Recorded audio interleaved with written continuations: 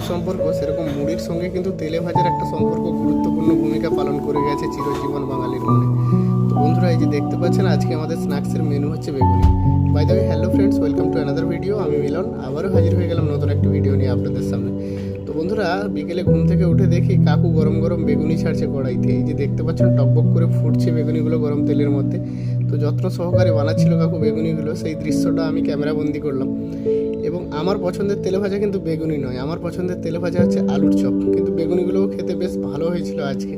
তো বেগুনি খাই না খুব একটা নয়, খাই, কিন্তু পছন্দের তেলে ভাজা যদি আপনারা জিজ্ঞাসা করেন তাহলে বলবো আলুর চপ। তো বন্ধুরা, আপনাদের পছন্দের তেলে ভাজার নাম কি সেটা অবশ্যই কমেন্ট করে জানাবেন। আর এই ছিল আজকের ভিডিওটি কেমন লাগলো সেটাও প্লিজ কমেন্টে জানাতে ভুলবেন না। কিন্তু দেখা হবে পরবর্তী কোনো একটি ভিডিও নিয়ে। ভালো থাকবেন, সুস্থ থাকবেন, টাটা।